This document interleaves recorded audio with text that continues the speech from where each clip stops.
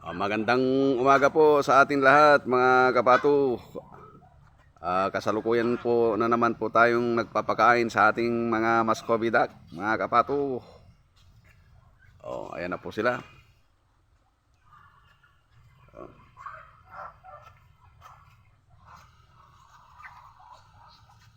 Itong week na ito mga kapato, pwede na po tayo uling magkatay dahil meron na pong pwedeng katayin mga kapato. Matagal na din po tayong hindi nagtinda sa harap kasi yung buwan ng November, December, saka January po mga kapato ay marami pong bumibili ng live talaga, buhay. Kaya hindi po tayo nakapagkakatay ng pambenta po ng pangpulutan sa harap. Pero ngayon pong week na ito mga kapato ay mag-i-start na po tayo mga kapato uli sa harap ng bahay. Magtitinda po ulit tayo ng ang pulutan pato kagaya po yung dati. Adobo, dinuguan, saka po kaldareta. Yun po ang recipe natin mga kapato. Kaya yun pong mga suki natin dyan. Abangan nyo po sa Biyernes po uli mga kapato. May tinda po ulit tayo mga kapato. Mag-i-start na po ulit tayo mga kapato. At kagaya rin po yung dati mga kapato. Kagaya rin po yung dati mga kapato. Ang presyo ng per order, 100 per order po mga kapato.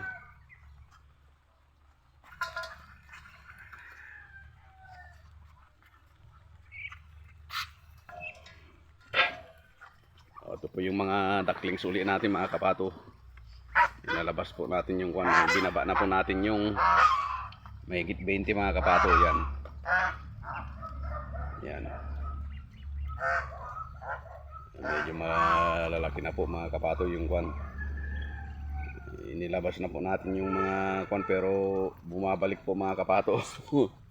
Nandito na po sa labas yung mga malalaki nilabas pero tumatalon po dyan tumatalon po dyan, bumabalik po dyan sa loob. Yun, dito po yung mga kasama nila mga kapato yung yung malalaki dyan sa loob.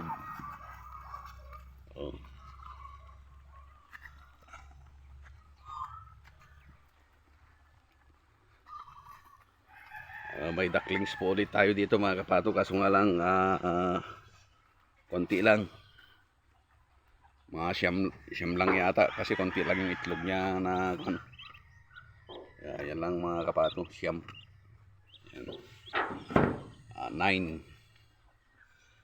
Yung itlog niya ay 12 pieces. Yun lang po ang napisa mga kapato. Yung mga breeder po natin yung mga kapato, ayan kagaya rin po yung dati mga kapato. Yan yung hindi pa rin po tayo hindi pa rin po tayo nagpapalit ng breeder. Kagaya rin po yung dati mga kapato, yung mga peking duck pa rin po mga kapato. Itong March may mapipisa ng kasi marami na pong may 3 na pong naglilimlim. Simula nung nilagay natin yung mga peking duck natin December 30 nung ipinasok natin yung mga peking natin.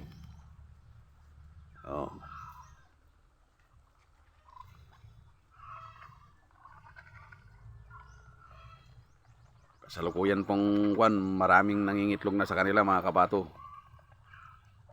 Kasi nakapagpalit na lang sila ng balahibo yung mga iba.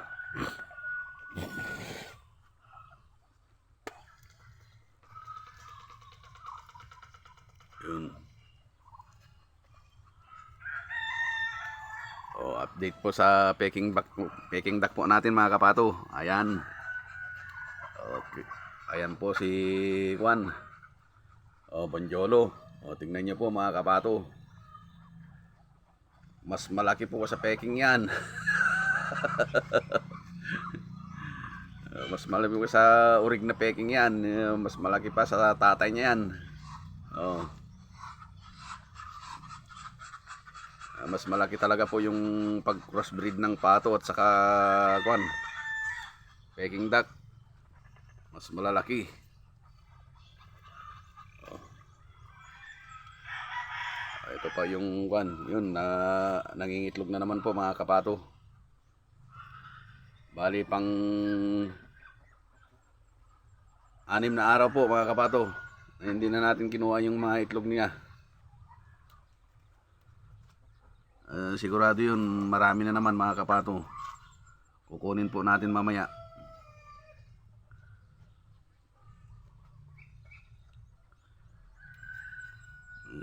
Mahirap pong maistorbo kasi nangingitlog. Pagkikita ko sana yung mga itlog nila mga kapato. Marami po, mga 30 plus. Yung ang 6 na araw mga kapato, may 30. Oh. Ayan na po yung mga breeder natin mga kapato. Ang lulusog nila mga kapato. Ayan. Oh, ang pinapakain na po natin sa kanila mga kapato ay yung mata-mata. Kasi wala na po tayong crackcorn. Mahal ang crackcorn, mas mura po yung mata-mata. At saka duck layer. Yun. O, titira na naman si Banjolo. Oh. Tirahin mo lang para makakapagparami kayo. Oh. Ayun. Tapos kainin ngayon.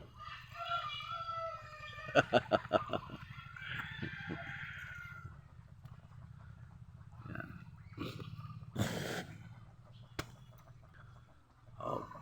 Yung breeder po natin ay 40 pieces. Oh. Oh. Titira na naman si Kolokoy. Iba naman ngayon titirahin. Talagang malibog talagang Peking mga kapato. Ang ganyan ang kwan. Mas malibog po kaysa sa pato talaga.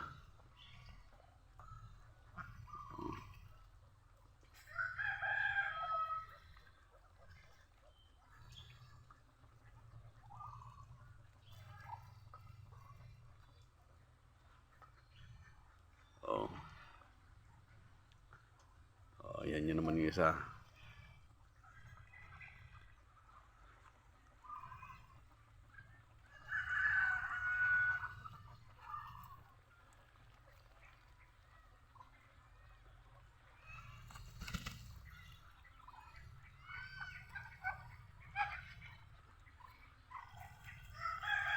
Ang katapusan ng March mga kapato, meron na pong kwan.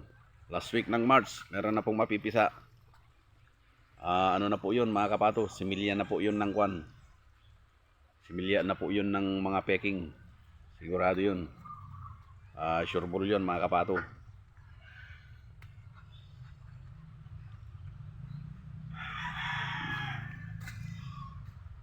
Kasi po dito sa kwan, sa amin na ngayon mga kapato ay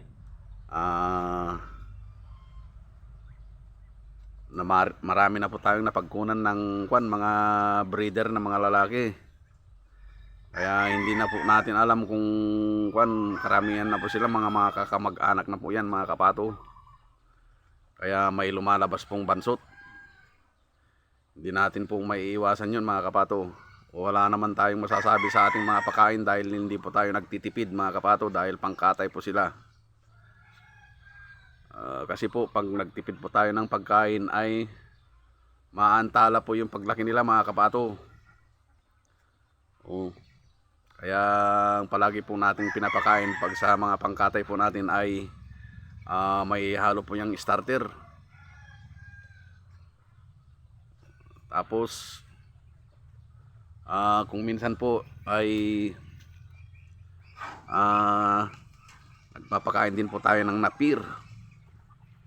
Kaya nakikita siguro kung ano yung mga dyan, yung mga kahoy-kahoy na nakakalat-kalat dyan. O yan mga kapato, kahoy po yan ng napir. mga kapato.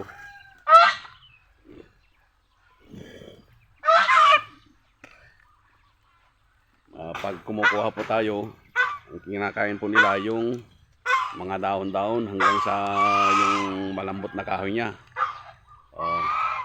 Diyan po tayo kumukuha ng napir mga kapato. Naubos na. Kung minsan po mga kapato ay ginagawa po natin ay may nabili po kasi na talagang kwan mga kapato, yung gilingan ng pagkain nila, yung mga gilingan ng ganyan. Kaya kung minsan sinesheder ko na lang mga kapato at nilalagyan ko ng kwan, yung dating pagkain nila, ihahalo ko po doon. Inuubos po nila mga kapato. Nagpapamerienda po ako ay yung oras ng mga alas 3 o kaya 2:30. Yun po ang pamerienda ko sa kanila.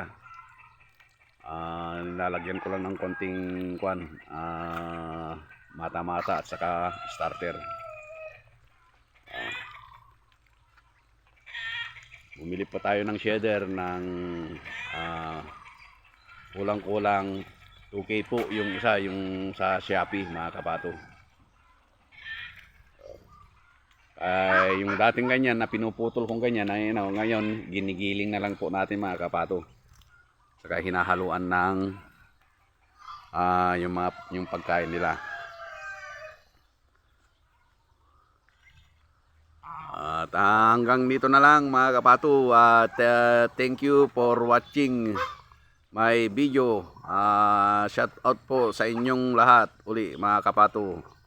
Lalong-lalo na po yung mga subscriber po natin. Shout out po sa inyong lahat. Big shout out, and God bless po. Thank you.